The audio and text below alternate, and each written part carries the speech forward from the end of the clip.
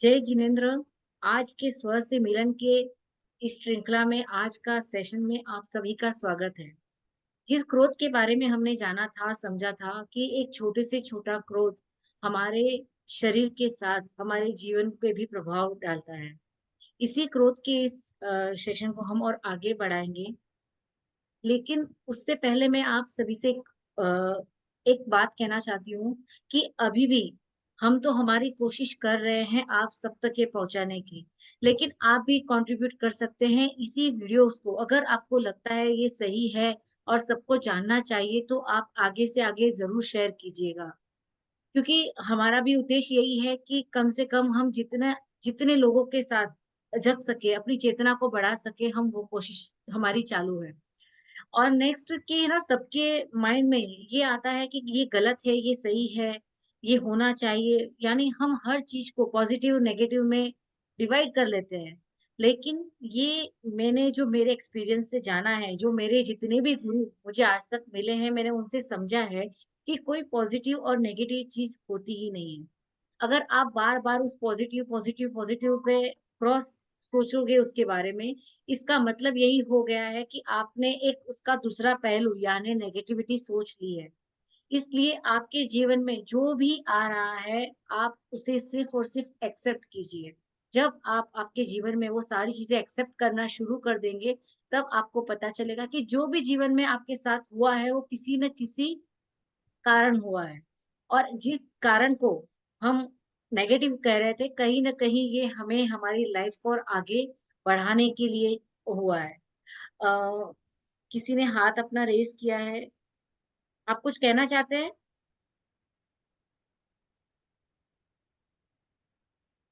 Okay, कोई बात नहीं। तो इसी श्रृंखला में आज के इस सेशन में हम फिर से एक बार और स्वागत करते हैं अशोक जी कोठारी, जिन्हें हम मामा जी कहते हैं। मामा जी, आपका स्वागत है इस सेशन में। आप जो हमें ज्ञान दे रहे हैं, जो चीज़ें हमें इतने बारीकी से हम जो समझ रहे हैं, उसके लिए आपको दिल से, पूरी टीम की ओर से बहुत-बहुत धन्यवाद। और कहते हैं ना, हमें जब हम उस जिज्ञासा में रहते हैं, तो कहीं न कहीं हमें ऐसे गुरु, ऐसे आत्मज्ञानी मिलते रहते हैं। तो उसमें से ये एक हमारे कहते हैं ना, जो हमें हाथ पकड़कर अपने हर पहलू को, क्योंकि ये जो बता रहे हैं, वो कहीं न कहीं हमारी लाइफ़ में या तो हो चुका है या हो सकता है हम आगे एक्सपीरियंस करें।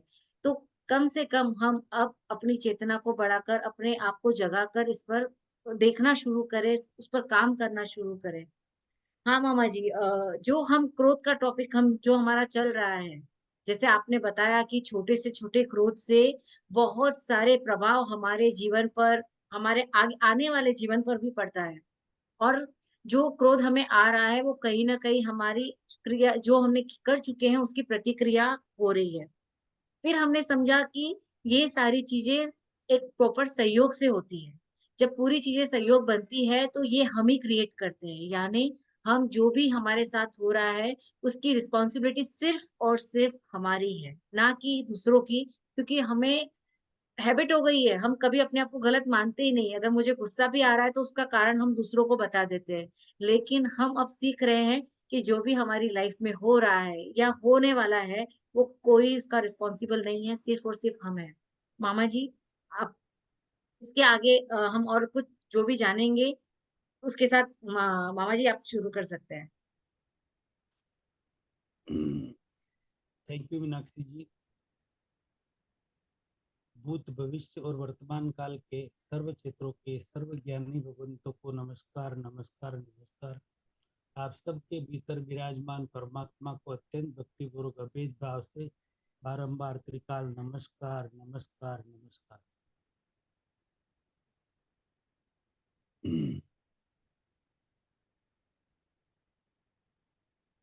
आज हम क्रोध के स्वरूप को जानेंगे कि क्रोध का स्वरूप कैसा है। और क्रोध एक कषाय है। कषाय मतलब दुश्मन है। किसका दुश्मन है? आत्मा का दुश्मन है। आत्मा को घात करता है, आत्मा का हनन करता है।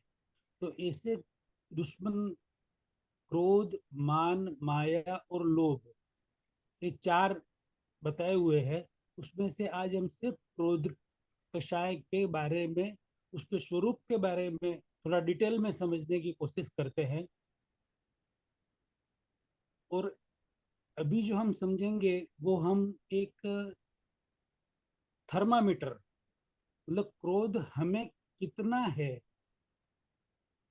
कैसा है, हम कहाँ पर खड़े हैं, हमें क्या करना चाहिए और क्या नहीं करना चाहिए, हम कितना आगे बढ़ चुके हैं और आगे बढ़ना चाहिए हमें, वो हमें पता चलेगा। एक थर्मामीटर का उपयोग जैसे हम कर रहे हैं अपने फीवर को चेक करने के लिए, उसी तरह से अभी जो बात मैं कर रहा हूँ उससे अपने को अच्छी तरह से पता चलेगा कि हम कहाँ पर खड़े हैं और हमें कितना क्या प्रोग्रेस करने की जरूरत है। तो चारों चार कषाय के 16 प्रकार होते हैं, यानी कि क्रोध का 4 प्रकार होता है। उसी तरह से दूसरी 3 कषाय के भी मिला के 16 प्रकार होते हैं।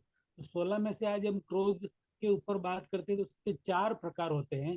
4 प्रकार में से सबसे पहला प्रकार क्रोध का, जिसको अनंतानुबंधी क्रोध कहते हैं, यानी उसको एक अनंतानुबंधी क्रोध तो एक शास्त्रीय, शास्त्र का, ग्रंथ का शब्द है। उसे हम एक नॉर्मल लैंग्वेज में समझते हैं कि वो कैसे है। जैसे एक कठोर शिला, पत्थर को लिया और उसके ऊपर कारीगर बैठकर छेनी हथौड़ी से कुछ आकृति बना रहा है उसके ऊपर, या कुछ लिख रहा है छेनी और हथौड़ी से आराम से, तो वो उसने कुछ लिख लिया अच्छी तरह से और उसको एक साइड में रख दिया। वो रखने के बाद, मतलब उसको लिखने में, बनाने में महीनों लग गए, उसको कुरेद कर छेनी और हथौड़ी से, और साइड में रख दिया। अब जो वो बनाया है उसने छेनी हथौड़ी से, वो अपने आप नॉर्मल कैसे होगा, कब होगा और कौन करेगा, उसे कहते हैं फर्स्ट अनंतानुबंधी क्रोध। यानी कि ऐसे कठोर पत्थर के अंदर उकेरा हुआ वापस नॉर्मल पत्थर की जगह वो कब लेगा, कैसे लेगा, ये आश्चर्य की बात है। ऐसा लगभग बहुत मुश्किल है। यानी कि ऑटोमेटिक अपने आप जो बनाया है वो कंप्लीट वापस पत्थर बन जाए, व्यवस्थित बन जाए, पूरी शिला बन जाए, यानी कि मुश्किल है, नामुमकिन है, असंभव है। लेकिन वो कभी न कभी संभव, मतलब अनकाउंटेबल, जिस काउंट भी नहीं कर सके उतने समय के बाद धीरे धीरे वो अपने आप समतल पूरा एक जैसा हो जाएगा। इतने बरसों तक वो क्रोध उस व्यक्ति के अंदर घर करके रखता है, और घर करके रखता है और वो मिटता नहीं है इतने टाइम तक। उसको कहते हैं अनंतानुबंधी क्रोध। उसके बाद दूसरा आता है अप्रत्याख्यानी क्रोध। उसको हम साधारण भाषा में समझ सकते हैं कि मतलब कठोर भूमि की तरह। पहले हमने समझा शिला पर उकेरे हुए शब्दों की, दूसरे को समझते हैं कठोर भूमि की तरह। कठोर भूमि यानी कि ऐसी भूमि जहां पर एक लाइन खींच दी है अच्छी तरह से, उस लाइन को भरने के लिए कितना समय लगेगा, अपने आप भरना नहीं है, अपने आप कब भराएगी। अपने आप कुदरती जब भी भरा है वो, उसमें 2,000, 5,000, 10,000 साल भी लग सकते हैं, वहां तक वो क्रोध रहेगा। उसका एक लिमिट है, मतलब वहां तक रहेगा। तीसरा है अ, प्रत्याख्यानी क्रोध। ये शास्त्रीय शब्द है। प्रत्याख्यानी क्रोध, अब बालू की रेखा के समान, बालू यानी कि रेत, सैंड, रेत के अंदर एक लाइन खींच दी जाए तो वो लाइन वापस कब मिटेगी, यानी कि 1 घंटा, 2 घंटा, 5 घंटा, 10 घंटा या 2 दिन के बाद जब हवा चली, या महीना भर अच्छी तेज हवा चली, तो वो लाइन अपने आप भर जाएगी, मिट जाएगी। यानी कि उतने समय तक के लिए ही वो क्रोध रहेगा। और चौथा है संज्वलन क्रोध। संज्वलन क्रोध को हम पानी की, संज्वलन यानी जल, जल पर रेखा के समान, जल पर रेखा के समान। तो जल पर जो अपन हाथ से रेखा करते हैं, लाइन खींचते हैं, वह लाइन समय तक रहेगी? रह सकती क्या? रह ही नहीं सकती, वो तुरंत मिटेगी। जल के ऊपर लाइन खींच नहीं सकते, राइट? नहीं खींच सकते है ना। लेकिन अपने को लगता है हम लाइन नहीं खींच सकते, लेकिन उसके ऊपर लाइन खींची जाती है। और जब वो मिटती है ना, वापस पीछे लाइन खींच रहे और वापस मिट रही है, खींची हुई और मिट रही है, उसके बीच का जो समय है, उसको समय कहते हैं। मतलब समय से भी समय, तो उतने समय के लिए वो रेखा है उधर, भले मिट रही है लेकिन रेखा है उधर, उसको संज्वलन क्रोध कहते हैं। तो उतने समय के लिए भी यदि क्रोध हमारे अंदर हाजिर है, तो 12वें गुण स्थान में जाने के बाद भी आप 13वें गुण स्थान, केवल ज्ञान, जीव को उत्पन्न नहीं हो सकता। इतने समय के लिए भी क्रोध यदि हाजिर है हमारे में, तो वो उत्पन्न नहीं हो सकता है, किसी भी हालत में उत्पन्न नहीं हो सकता है। तो ये चार तरह से क्रोध बताए हुए हैं। पहला क्रोध पत्थर की रेखा के समान, पत्थर में कुरेदा हुआ, यानी कि वो बहुत समय लगेगा, जिसकी कोई लिमिट ही नहीं। दूसरा भूमि की रेखा के समान। तीसरा बालू की रेखा के समान। चौथा जल की रेखा के समान। जल में रेखा खींचते हैं तो तुरंत मिटती है। उतने समय में भी यदि क्रोध हमारे शरीर में हाजिर है, तो हमारे में केवल ज्ञान उत्पन्न नहीं हो सकता, उसको भी मिटना जरूरी है। मामा जी, तो फिर कितनी बार गुस्से में हम कह देते कि जो मैंने कह दिया वो पत्थर की लकीर है। मतलब वो जो गुस्सा, वो कंटिन्यू हमारे साथ भव भव चलता है। वो बहुत चलता है, बिल्कुल। और ऐसा कहते हैं ना कि गुस्सा ऐसा कर देते, कभी कभी लड़ाई झगड़ा होता है एक दूसरे के साथ, ऐसा गुस्सा कर देते कि तू कुछ भी कर ले, मैं तुझे 7 भव तक नहीं छोड़ूंगा, मतलब नहीं छोड़ूंगा, ऐसा बोलते हैं ना। तो कितने, मतलब ये जो हमारे शब्द जाने अनजाने में अगर निकल जाते हैं तो कहीं ना कहीं हम कहते हैं कि हमारे साथ जो भी हो रहा है तो उसका कारण तो हम ही हो गए, डायरेक्टली हंड्रेड इनडायरेक्टली। परसेंट 100%।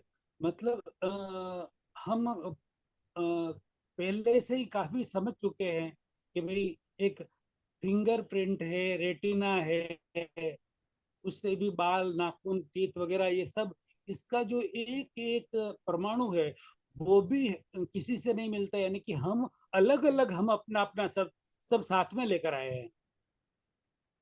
हम किसी के ऊपर डाल ही नहीं सकते कोई भी चीज, सब कुछ हम ही लेके आए साथ में।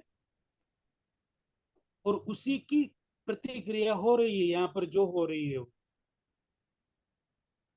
यानी अगर समझो एक ही घर में दो भाई है, अगर वो एक दूसरे, कहते हैं ना कजिन ज्यादा क्लोज होते हैं, जो सगे भाई होते हैं उनसे भी, ऐसा देखा गया है कि हम अपने यहाँ जो हम उम्र के हैं, जो हमारे कजिन्स होते हैं, हम उनसे ज्यादा क्लोज होते हैं।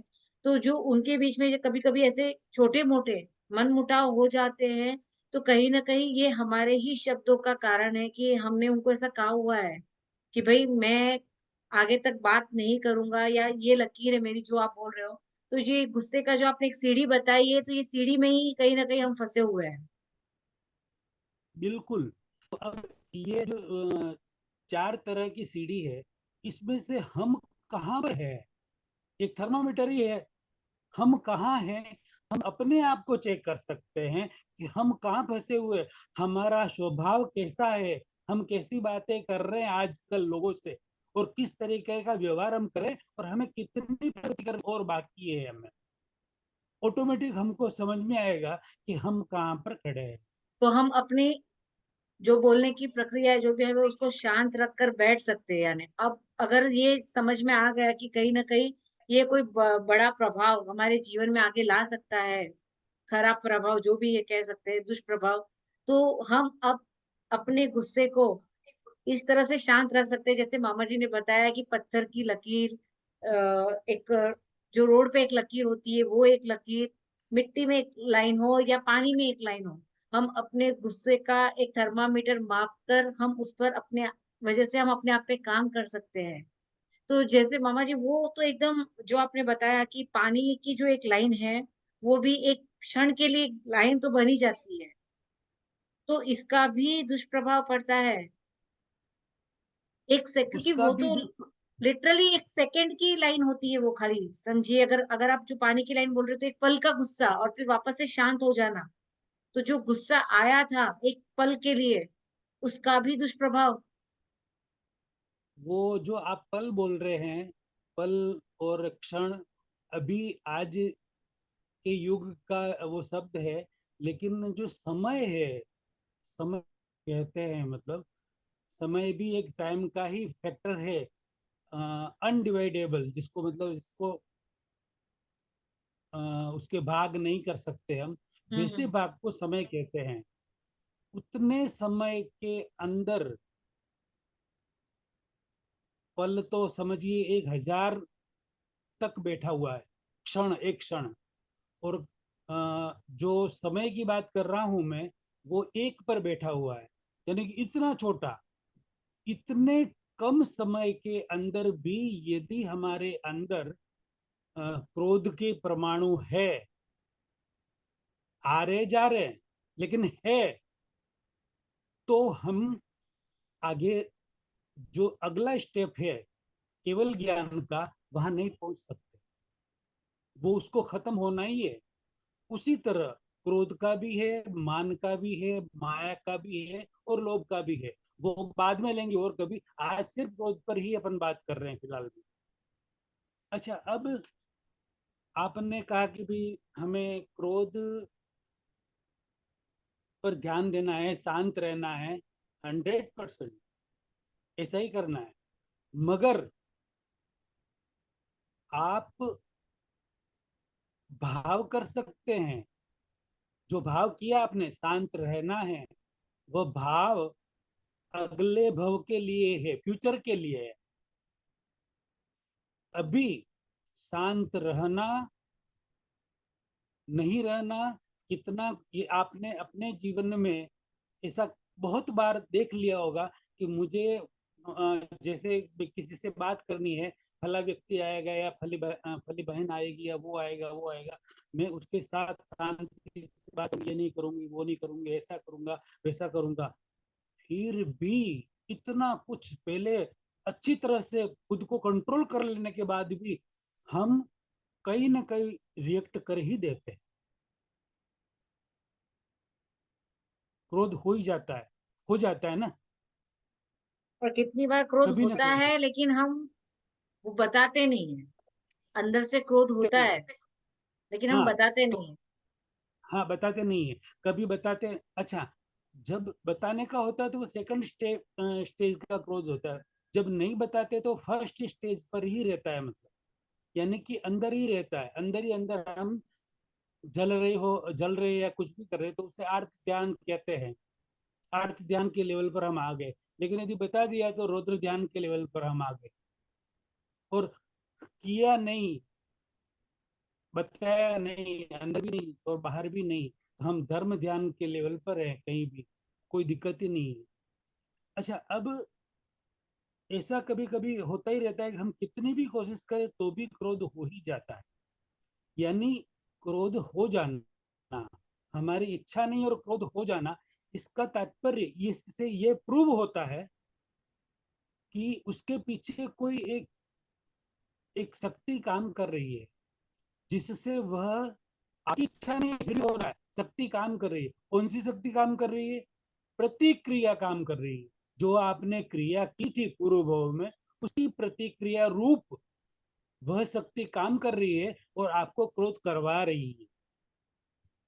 ऐसा भी ऐसे होता बार है कि बार सामने क्रोध। वाला कभी किसी ने कुछ बोला ही नहीं है, उसने कुछ कहा ही नहीं है, लेकिन जैसे ही उनका फेस या वो सामने आ जाते हैं, हमारे भाव बदल जाते हैं। ऐसा बहुत लोगों का एक्सपीरियंस भी होगा अपनी लाइफ में, चाहे वो अपने घर के कोई मेंबर में हो या अपने कोई रिलेटिव्स में हो, नेबर में हो। उस पर्सन से हमें बात नहीं की, लेकिन जैसे ही सामने वो आ जाता है तो हमारे भाव बदल जाते हैं। तो ये भी सारी प्रतिक्रिया है। बिल्कुल, मतलब उसके साथ कनेक्टेड प्रतिक्रिया उस व्यक्ति के साथ। एक सेकंड में कुछ नहीं और एक सेकंड में कोई आया, तुरंत भाव बदल गए, यानी कि उस व्यक्ति के साथ वैसी प्रतिक्रिया हो जाती है, अपने आप हो जाती है। तो हर चीज का एक उम्र है, मतलब एक्सपायरी डेट है। एक लिमिट तक जितनी क्रिया हुई है उतनी प्रतिक्रिया उस तरीके से होगी और वो उसका एंड हो जाएगा। अब यदि आगे हमें क्रोध नहीं करना है, शांत रहना है, तो हमें ये भाव करना होगा, ये दृढ़ भाव करना होगा, डेली भाव करना होगा, बार बार भाव करना होगा कि मुझे किस अब जो हो गया उसकी मैं आलोचना, प्रतिक्रमण और प्रत्याख्यान करती हूँ, और आगे से क्रोध नहीं करूंगी, ऐसा मैं दृढ़ निश्चय करती हूँ। ऐसा मैं हमें बार बार करना है। तो जो ये दृढ़ निश्चय किया है, भाव किया है कि मुझे क्रोध नहीं करना है, ये हम फ्यूचर के लिए हो सके इसी भाव से स्टार्ट हो जाए। जब लेकिन जो पूर्व भाव के प्रतिक्रिया लिए। होनी बाकी है वो तो होगी ही, यानी जिसपे गुस्सा हाँ। हमारा करना हाँ, बाकी है वो तो होना ही वाला है। वो होना ही है, वो होने ही वाला है, 100% होने वाला है। आप कितना भी कुछ भी कर ले तो भी वो होगा ही होगा। अच्छा, एक बहुत बड़ी बात ये बता रहा हूं मैं कि मतलब दो तरह के मार्ग होते हैं, मतलब एक तो होता है कि क्रमिक मार्ग और एक होता है अक्रम मार्ग। कुछ मैं इसकी हिंट यहाँ पर थोड़ी दे देता हूँ मैं। जो मैंने पहले बात की थी, 4 स्टेप जो बताए थे, वो क्रमिक मार्ग के हैं, स्टेप बाय स्टेप आगे बढ़ने वाली बात। और एक अक्रम मार्ग और है जो क्रम से अलग है। 5वां आरा ये चल रहा है। इस 5वें आरे में मुक्ति के सारे ब्रिज टूट चुके हैं, कलयुग की वजह से सारे ब्रिज टूट चुके हैं। तो एक अक्रम मार्ग प्रकट हुआ है। उस अक्रम मार्ग, यानी कि क्रम नहीं, यानी कि डायवर्जन रोड, बाईपास, जिसको बाईपास कहते हैं। रोड बन रही है, बनने में 1 साल लगेगा, तो साल भर के लिए बाईपास होता है ना, बाईपास कर लेते गाड़ी को। तो जल्दी पहुंचना बाईपास है। वाला जो हाँ रूट है, उसे अक्रम मार्ग कहते हैं। और उस अक्रम मार्ग से यदि व्यक्ति को आत्मज्ञान मिल जाए, मैं कौन हूं और कर्ता कौन है, वो यदि ज्ञान मिल जाए, तो ज्ञान मिलने से नए सिरे से कर्मों का बंधन रुक जाएगा, और जो पुराने कर्म है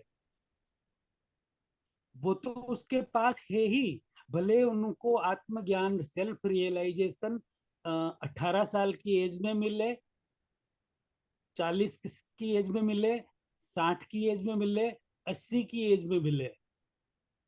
18 की एज में यदि मिला है, 40 की एज में मिला है, तो 40 से फिर वह जीव 90 या 100 साल तक जीने वाला है। तो 40 से 100, 60 साल का जीवन बाकी है उसका। तो 60 साल की जो जीवन में प्रतिक्रिया होगी, वो पूर्व भव के अनुसार होगी, वो होगी ही। मतलब उसको सेल्फ रियलाइजेशन हो चुका है, आत्मज्ञान हो चुका है। बहुत बड़ी बात, बहुत ध्यान से समझने और सुनने की जरूरत है। मतलब सेल्फ रियलाइजेशन हो जाने के बाद भी यूं होगा कि ये हमें हमें आत्मज्ञान हो गया है, तो भी क्रोध आ रहा है हमें, और ये इतना प्रतिक्रिया क्रोध हो आ रही रहा है। है ना? हाँ, हाँ, हाँ, बस वही मैं कहना चाह रहा हूँ, इतना क्रोध आ रहा है कि नॉर्मल व्यक्ति जो होता है उससे भी ज्यादा, अरे यार, तुमको आत्मज्ञान हो चुका है, इतना आगे बढ़ चुके हो, तुम्हारे कर्म बंधन रुक चुके हैं, फिर भी इतना क्रोध। उसमें उसका कोई दोष है ही नहीं, उस जीव का कोई दोष ही नहीं है। वो तो पूर्व की जो क्रिया है उसकी प्रतिक्रिया हो रही है। अच्छा, मतलब जो अच्छा। अभी संत पुरुष और क्या कहते हैं ना, जो भी बड़े ज्ञानी जैसे आप कह रहे हैं जिनको आत्मज्ञान हो चुका है, तो कभी कभी हम उन पे भी उंगली उठा देते हैं कि ये तो इतने बड़े संत पुरुष है, इतने महापुरुष है, और ये ऐसे कर रहे हैं। क्योंकि वो जो गलत कर भी रहे हैं तो वो उनकी प्रतिक्रिया कर रहे हैं। बिल्कुल, बिल्कुल। वो कुछ गलत कर भी रहे हैं तो वो पूर्व भव की प्रतिक्रिया है उनकी। लेकिन वह आत्मज्ञानी होने जरूरी है, तभी जाके वो उसको सुधार सकते हैं। या फिर कोई नॉर्मल क्रमिक में भी हो, क्रम के मार्ग में भी चल रहे हो, जिनकी आत्मा जागृत है कि भूल तो हो जाती है, मनुष्य है, मुझे सुधारना है, तो वो सुधार सुधार भी सकते हैं, वो भी सुधार सकते हैं। फिर साधु हो, उपाध्याय हो, आचार्य हो, 100% अपने आप को क्लीन कर सकते हैं, प्रतिक्रमण के जरिए क्लीन कर सकते हैं, यदि आत्मा जागृत है तो। बाकी तो के जो हो रहा है वो होने दो, वो अलग बात है। लेकिन जो जागृत है वो तो 100% सुधार ही सकते हैं, खुद को सुधार सकते हैं। और ऐसे व्यक्ति जितने भी है, फिर संसारी व्यक्ति भी हो, कोई जरूरी नहीं साधु ही हो, वो भी अपने आप को सुधार सकते हैं। और वो सुधारने के बाद भी उसमें और इसमें दो फर्क है थोड़ा सा। मतलब आत्मज्ञानी जिनको सेल्फ रियलाइजेशन हो चुका है, वह जो सुधार करेंगे वो अपने आप में रहकर करेंगे, अपने आप में रहकर। यानी कि एग्जाम्पल, मीनाक्षी जी, आपने किसी पर क्रोध किया है, तो मीनाक्षी जी की आत्मा की रिप्रेजेंटेटिव प्रज्ञा बोलेगी कि मीनाक्षी, आपने ये क्रोध किया है, आप प्रतिक्रमण कर लो। मतलब मुझे नहीं करना है, मैं तो आत्मा हूं, आपने किया ना, आप कर लो प्रतिक्रमण। यानी कि बस ये हुआ, यानी कि आप अलग हो गए, दो हो गए, एक से दो हो गए, आप प्रतिक्रमण कर लो। तो मीनाक्षी जी प्रतिक्रमण करेगी, तो वो प्रतिक्रमण कर रही है मीनाक्षी जी, उसको भी जो मूल आत्मा है वह देख रही है कि मीनाक्षी जी फला व्यक्ति से प्रतिक्रमण कर रही है। देखने और जानने की क्रिया आत्मा कर रही है। तो वो जो प्रतिक्रमण किया है ना, उसका फल भी, मतलब प्रतिक्रमण करना यानी कि पुण्य का काम, वो पुण्य भी मीनाक्षी जी के खाते में नहीं जाएगा। पाप तो नहीं जाएगा, पाप तो जो कर लिया है उसका वो प्रतिक्रमण कर रही है। बहुत बड़ी बात कह रहा हूं मैं ये। और अब प्रतिक्रमण कर रही है, उस वो पुण्य का काम है, उसका फल भी मीनाक्षी जी के खाते में नहीं जाएगा, क्योंकि यदि मीनाक्षी जी के खाते में जाएगा पुण्य का फल भी, तो वो भी तो वापस भुगतना है। प्लस माइनस हो जाएगा वापस। मतलब वो भी तो वापस भुगतना ही पड़ेगा ना। यानी कि अक्रम मार्ग के बाद, आत्म साक्षात्कार के बाद, न तो पुण्य उत्पन्न होता है, न पाप उत्पन्न होता है, अकर्म दशा आ जाती है। और क्रमिक ज्ञान में, सॉरी, क्रमिक ज्ञान में यदि किसी ने भूल कर ली है, वो प्रतिक्रमण करेंगे वापस, तो भी उनके परमाणु शुद्ध नहीं होते, परमाणु शुद्ध नहीं होते, उनके पुण्य का उपार्जन हो जाता है। यानी कि परमाणु शुद्ध नहीं हुए, जो परमाणु पाप के थे वो पुण्य में कन्वर्ट हो गए। कि मतलब कहते हैं ना, कर्म को हम बदल सकते हैं, तो ये इस तरीके के कर्म को बदल सकते हैं, इसी लाइफ के कर्म को। आपके परमाणु पुण्य में कन्वर्ट हो गए, लेकिन कर्म नया बंध गया, उसे भी भुगतना ही पड़ेगा।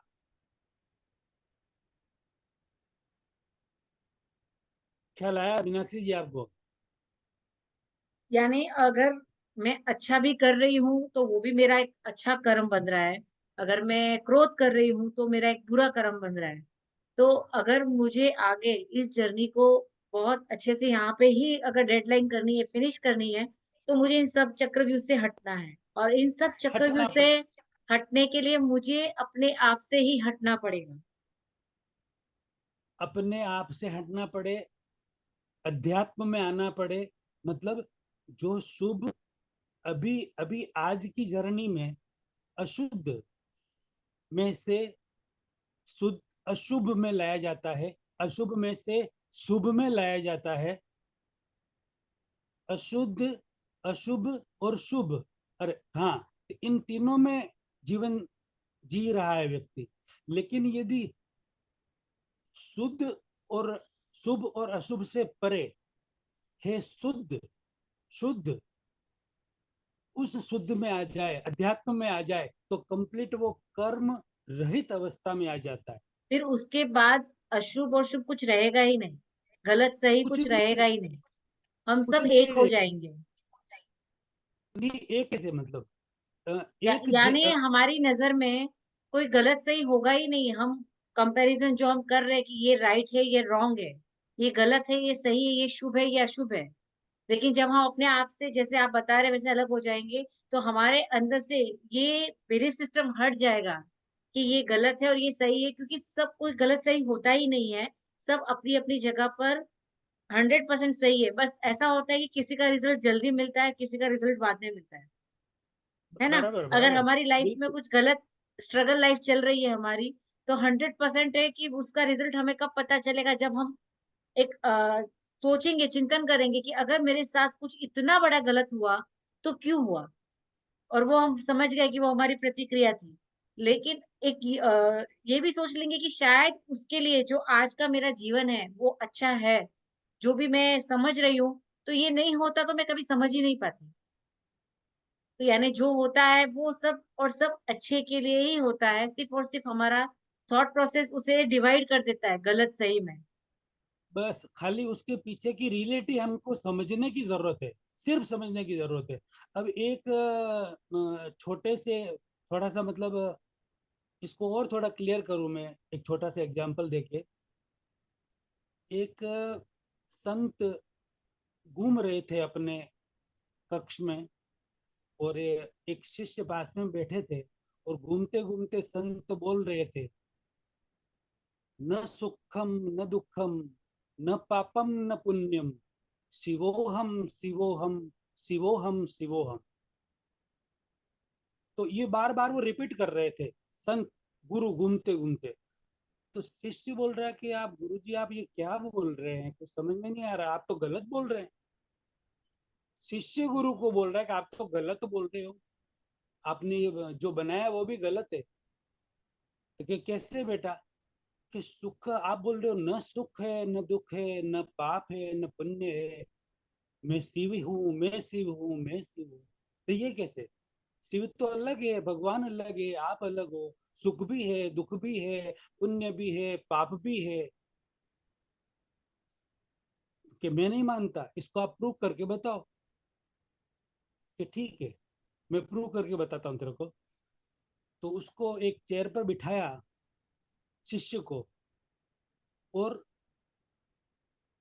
गुरु बहुत ही पहुंचे हुए थे, योगिक क्रिया में भी अच्छे जानकार थे, योगिक क्रिया के भी अच्छे जानकार थे, योग के। यानी कि वो अ,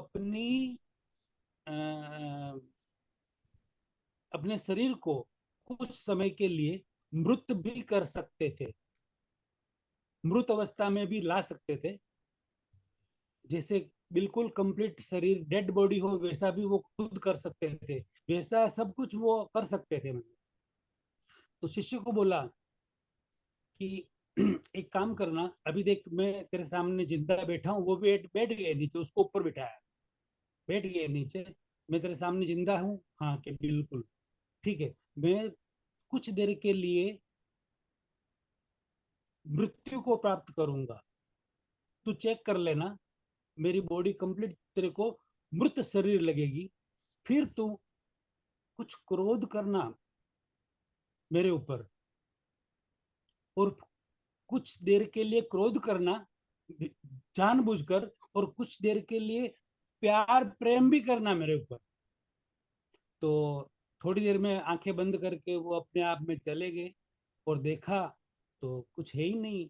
नाक के आसपास अंगुली रखी तो श्वास बंद, मृत, कंप्लीट मृत जैसे, नाड़ियां बंद उनकी। तो वो तो अभी ये सोच के एकदम वो दंग रह गए, मतलब कि ये क्या हो गया गुरु को, तो रियल में हो गई है। तो 5 मिनट हुआ, और गुरु ने आंख खोली कि बेटा मैं वापिस आ गया, 5 मिनट के लिए मैं, मेरी मृत्यु हो गई थी, मैं वापिस आ गया। तो आपने मेरे ऊपर क्रोध किया क्या? कि नहीं किया। अच्छा, तो प्यार किया क्या? कि नहीं किया। क्यों नहीं किया? कि आप मुर्दा हो गए थे, आपकी श्वास नहीं चल रही है, आपकी नाड़ी नहीं चल रही है। मैं आप पर क्रोध करूं तो आप पर असर कैसे होगा? और यदि आपके ऊपर मैं प्यार जताऊं तो भी, सुख दूं आपको तो भी आप पर असर कैसे होगा? अच्छा, इसलिए तेने नहीं किया ना। अच्छा एक काम कर, मैं वापस मर जाता हूं। अब तू एक काम करना कि नहीं, कि जो जब मैं मर गया था तब मेरी आत्मा कहाँ थी? तो क्या आत्मा तो चली गई होगी। तो एक काम करना, तू, मैं वापस मर जाता हूँ, तो तू मेरी आत्मा के ऊपर क्रोध करना और प्यार भी करना। वापिस वो स्थिति में आ गए तो वो तो बस मृत्यु जैसी स्थिति में हो गई, और वो तो ऐसे ही बैठा है। 5 मिनट बाद वापिस जागृत हुए कि बेटा तेने आत्मा पर क्रोध किया क्या? कि नहीं गुरुदेव। तो कुछ प्यार किया क्या, कुछ उसको सुख दिया क्या? कि नहीं गुरुदेव। कि क्यों? कि आत्मा, आपकी बॉडी तो यहाँ पर थी, आप मृत्यु हो चुके थे, हो चुके, लेकिन आपकी आत्मा मुझे दिखाई नहीं दे रही थी, वो तो विलीन हो गई। तो मैं उसके ऊपर क्रोध कैसे करूं, उस आत्मा के ऊपर क्रोध कैसे करूं, और आत्मा को प्यार भी कैसे करूं? वो तो जैसे भी कुदरत में विलीन हो गई आत्मा। तो फिर गुरुजी ने बोला, तो देख तू आत्मा पर क्रोध नहीं कर सकता, और तू मृत बॉडी पर भी क्रोध नहीं कर सकता, सुख नहीं दे सकता, दुख नहीं दे सकता। तो तू बोल रहा है कि सुख है दुख है, किधर है सुख दुख? कि नहीं गुरुदेव आप गलत बोल रहे हैं। फिर भी गुरुदेव बोला कि आप गलत बोल रहे हैं, आप मृत होने के बाद की ये बात कर रहे हैं। जब आत्मा और शरीर दोनों साथ होते हैं तब व्यक्ति को सुख और दुख होता है, मरने के बाद नहीं होता है। शिष्य बोला, मरने के बाद नहीं होता है, न आत्मा को होता है न शरीर को होता है। कि अच्छा, अब बात समझ में आई मेरे। अच्छा, आत्मा और शरीर दोनों साथ होते तब सुख दुख होता है। बस यही तो तुझे नहीं पता है, आत्मा और शरीर दोनों अलग है, यही तो तेरे में अज्ञान है। मृत शरीर को सुख दुख नहीं होता और आत्मा को भी सुख दुख नहीं होता, ये तेने अभी प्रूव किया है।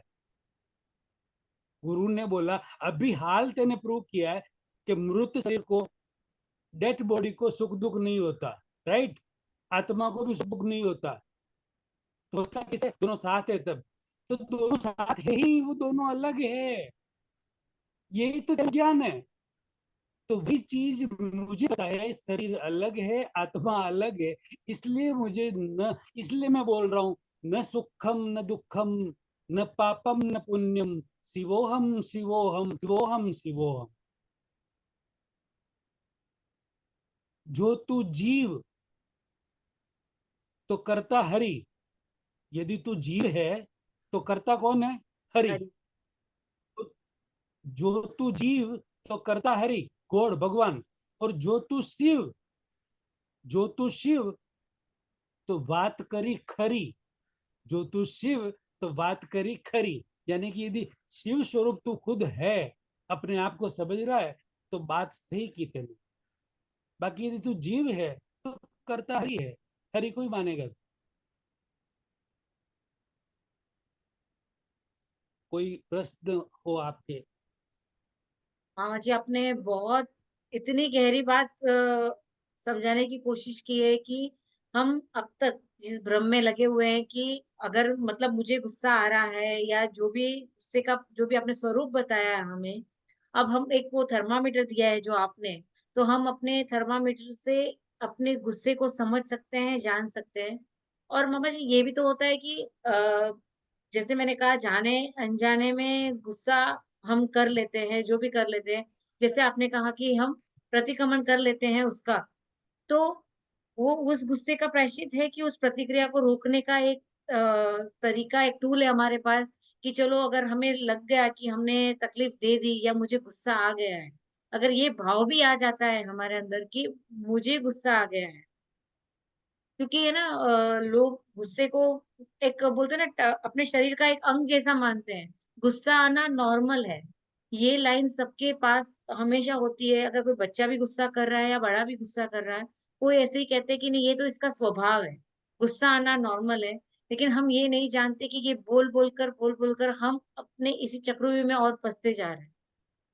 अगर बिल्कुल, हम बहुत अच्छा हमारे कहा आपने, बहुत अच्छा कहा ये। और ये ऐसा ही होता है, मतलब कि भाई ये तो सुधरेगा ही नहीं, समझेगा ही नहीं, इसको तो गुस्सा करके ही समझाना पड़ेगा। ऐसा जो बोलते हैं ना, गुस्सा करके ही पेरेंट्स भी समझाना बोलते पड़ेगा। हैं इसे जब तक 2 थप्पड़ नहीं मार लो ये चीज समझ में नहीं आएगी। मतलब हम ही बराबर है। उसे वो एनर्जी दे देते हैं कि ये काम ऐसे ही होने वाला है। और वो हाँ, फिर आपने कहा ना सहयोग, फिर वो सहयोग ही ऐसे बनते हैं कि ये सारी चीजें होती जाती हैं। बराबर है। लेकिन लेकिन अब जिन्हें जिन्हें जिन्हें बचना है, क्रोध को खत्म करना है, उनके लिए क्रिया की प्रतिक्रिया तो होगी, फाइनल हुआ, इसमें तो कोई डाउट नहीं है। शालिनी जी, आपको डाउट है क्या कोई?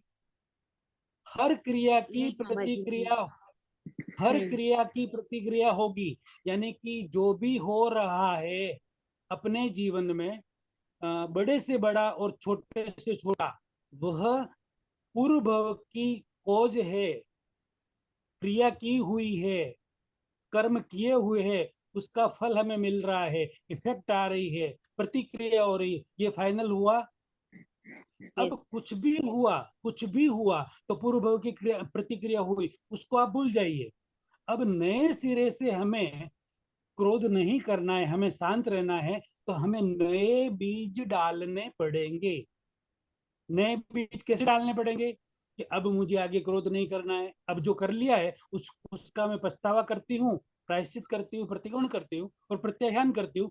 अब मुझे आगे के लिए क्रोध नहीं करना है, ऐसा डेली अपने को सोचना पड़ेगा। जब भी क्रोध आए, दिन में 10 बार आए, 5 बार आए या 25 बार आए, तो हमें बार बार ये सोचना पड़ेगा कि मुझे अब क्रोध नहीं करना है। मामा यानी जी, कि आप यही फिर स्वभाव को जब हम अपने लाइफ में करना चाह रहे हैं, कर रहे हैं, तो ये मतलब कमेंट्स ऐसे आते हैं कि इसको तो कोई फर्क ही नहीं पड़ता है, कुछ भी बोलो, ठीक है, इसको बिल्कुल। तो टेंशन लेना ही नहीं है किसी चीज का, सारा टेंशन हमको ही लेना है। जब हम अपने आप को एकदम रिलैक्स करना चाहते हैं, तो लोग हमें आकर ये कहते हैं कि आप तो कोई टेंशन लेते ही नहीं हो, थोड़ा सा टेंशन तो लेना ही चाहिए। जब हम नहीं चाहते, कि शायद हमारी वो प्रतिक्रिया यहाँ तक ही थी। क्योंकि हम अगर टेंशन लेना ही चाहिए, जबरदस्ती टेंशन लेना चाहिए, हमें नहीं लेना है टेंशन, सवाल ही नहीं, बिल्कुल नहीं लेना है। सही कह रहे हैं आप। और लोगों का कहना है, मुझे भी कहते हैं लोग, इनको कोई फर्क ही नहीं पड़ता है, न तो इनको कुछ बोलो या कुछ भी बोलो या कुछ भी। तो ये तो जैसे एक अपने मारवाड़ियों में एक कहावत, ये तो कि ढीठ ढीठ ढीठ हो गया, फर्क ही नहीं पड़ते। तो नहीं, एक क्योंकि देखो, हाँ, बोलिए मामा जी। ढीठ होना यानी कि बिल्कुल फर्क नहीं पड़ना, वो अलग चीज है मतलब। और एक समझ से, उसके पीछे समझ से, अच्छी तरह से समझ कर हमें प्रतिक्रिया नहीं देनी, वो बहुत बड़ी बात है। एक तो हम ढीठ हो गया, कुछ भी कहो तो उससे कोई फर्क नहीं पड़ता है, वो सुन लेगा, समझ लेगा, वो तो ढीठ यानी एक पागलपन है। और ये तो अच्छी तरह से, सूक्ष्म तरीके से, अच्छी तरह से समझकर हम उस चीज को एक्सेप्ट कर रहे हैं कि हमारे पूर्व की क्रिया की प्रतिक्रिया है, हम यहाँ पर शांत रहें तो ये यहाँ पर पूरा हो जाएगा और नए सिरे से कैरी फॉरवर्ड नहीं होगा। अरे मामा जी, लेकिन जो साथ में हमारे साथ आसपास सराउंडिंग में रहते हैं ना, वो लोग पागल हो जाते हैं। वो बोलते हैं कि कुछ भी फर्क नहीं पड़ता है क्या, हर चीज में पॉजिटिव पॉजिटिव पॉजिटिव होता है। जब मैं समझ गई हूँ कि पॉजिटिव नेगेटिव कुछ नहीं होता है, जैसे कोई, चलो अपने हाथ से कोई खाना भी खराब बन गया है, कोई सब्जी भी खराब आ गई है, या कुछ भी एक्स वाई जेड होता है, तो वो चीजें तो भी आती ही नहीं माइंड में। लेकिन मुझे ये प्रतिक्रिया, मुझे ये मिलती है कि हर चीज में ये सोच के साइड में हो जाते हो। अगर समझो जैसे अभी सब्जी खराब हुई, उसमें अगर जीव पड़ गए, तो मैं ये सोचती हूँ कि चलो इस जीव का उत्पन्न हुआ है, इसको भी अच्छा मिले, मैं ये सोचकर उसे साइड में रख देती हूँ कि चलो अच्छा हुआ ये मेरे हाथ में आया, किसी और के हाथ में आता तो शायद आगे उसका जीव नहीं बढ़ता, लेकिन कम से कम मेरे हाथ में आया तो वो जीव बढ़ेगा। कोई सब्जी खराब हो जाती तो अगर मतलब घर पे कोई खाना, रोटी भी बच जाती है, तो ये थॉट लेवल आता है शायद ये रोटी इसलिए बची कि चलो या तो मैं गाय को दे दूं, या तो फिर मैं मछली को खिला दूं। बाहर वेस्ट नहीं जा रहा है, वो किसी न किसी के माध्यम से वो वहीं पे जा रहा है जहाँ उसको जाना है, और ये समझ लिया है हाँ, कि कितनी बिल्कुल। बार हम केयर करने की कोशिश करते हैं कि हम लोग सब्जी को बचाए, फ्रूट्स को बचाए, खाने को बचाए, बट हमको लगता है कि ये बहुत वेस्ट होता है। लेकिन अगर आप समझना शुरू करोगे, आप सिर्फ और सिर्फ माध्यम हो, आप सिर्फ और सिर्फ निमित्त हो उस मछली के पेट में जाने के लिए। अगर समझो वो खाना 19-20 नहीं होता तो वहां तक नहीं पहुंचता। बिल्कुल, बहुत अच्छी बात कही आपने, यही सिस्टम है, ये ही नियम है। जो अपन खाना बना रहे हैं ना, उसमें से कितना वेस्ट जाएगा, किसका कितना मछली के पेट में, कितना किस छोटे जंतु कीड़ी मकोड़े के पेट में जाएगा, वो पहले से फिक्स है, हर दाने पर लिखा है खाने वाले का नाम, उतना उसको मिलेगा ही। आप कितना भी बचा के वापिस उसमें डालो, थाली में डालो, तो भी उतना जूठा पड़ेगा, गिर जाएगा और वो खाएगा। बिल्कुल फिक्स है। बहुत अच्छी बात है ये। मैं आगे कहने वाला था और आपने पहले बोल दिया, ये रियल में ऐसा ही होता है, नहीं, ये तो ऐसा मेरे ही होता एक्सपीरियंस आपको बता रही हूँ कि जब हम ये जीवन में लाने की कोशिश करते हैं, या आप लोग कोई भी जो भी ये सुन रहे हैं, उन्होंने भी कभी एक्सपीरियंस है। किया होगा कि जब हम अपने जीवन में कुछ अलग चेंज करने की कोशिश करेंगे, तो हमें बाहर से एक कहते हैं ना, रोकने का रहेगा कि नहीं नहीं, तू ऐसी नहीं है, तू ऐसी ही रहे। लेकिन जब हम अपने आप को बदलने की कोशिश करेंगे, चाहे फिजिकली हो या मेंटली हो, तो बाहर से हमें जो होगा तो उसके साथ हमें डट के खड़े रहना है, अपने आप पे विश्वास बिल्कुल। रखना है कि जो हम सोच रहे हैं वो सही है। हाँ, अब मैं एक मतलब मेरे साथ परसों के दिन की बात है, छोटी सी बात है। मैं टू व्हीलर पर था, रेड लाइट थी, और आगे की साइड में खड़ा था। पीछे से हॉर्न मारा, किसी ने हॉर्न बजाया, तो मैंने पीछे देखा और बोला कि अभी 65 सेकंड बाकी है, खाली ऐसा उसको इशारा किया पीछे। तो उसने बोला कि ठीक है, ऐसा कर दिया, ठीक है। फिर भी 10 सेकंड और फिर और मारना। तो फिर इंसान का मतलब, नॉर्मल व्यक्ति होगा तो गुस्सा आएगा ना, कि नहीं आएगा? आएगा ना। कि तेरे को दिखता नहीं कि सामने रेड लाइट है तो भी पीछे से P P P P P P कर रहा है तू। तो मुझे दिक्कत नहीं हुई, क्योंकि मुझे पता है कि वो नहीं समझ रहा है। मैंने एक बार उसको समझा दिया तो भी नहीं समझ रहा है, तो मैंने अपने टू व्हीलर को थोड़ा सा पीछे आगे करके साइड में ले लिया और उसे हाथ का इशारा दिया कि भाई प्लीज गो, आप जाइए। तो ऐसा मैंने किया ना, तो उसको शर्म आ गई। मैंने, अच्छा मेरे तो बाल बिगड़े ही नहीं, मैं तो नॉर्मल था। ऐसा मैंने किया तो उसको शर्म आ गई। उसने हाथ दिया और पीछे खड़ा रहा 35-40 सेकंड के लिए, आराम से खड़ा, जाने की जगह थी तो भी वो नहीं गया, खड़ा रहा। नॉर्मल व्यक्ति होगा तो गुस्सा आ जाएगा, तेरे को कुछ समझ में आता है, राइट बंद है तो भी तू ये कर रहा है। अरे अच्छा, ऐसे छोटे से और उदाहरण, जैसे छोटे बच्चे को अपन डांट देते हैं, 2-3 साल के बच्चे को किसी को भी कुछ भी कर देते हैं, तेरे को समझ में नहीं आता, तेरे को यूं नहीं, पूरे दिन ये गिराता रहता है, पूरे दिन वो गिरा है, ये थोड़ा, ये फोड़ा, वो। अरे मेरी माँ, अरे मेरे पिता, अरे मेरी दादी, अरे मेरे दादा, आपको समझने की जरूरत है कि ये छोटा बच्चा है, ये नहीं समझता। क्या क्या नहीं समझता? जो आप समझते हैं उतना ये नहीं समझता। ये आपको समझने की जरूरत है। यदि इतना आपको समझ में आ जाएगा तो आप इस पर गुस्सा नहीं करेंगे।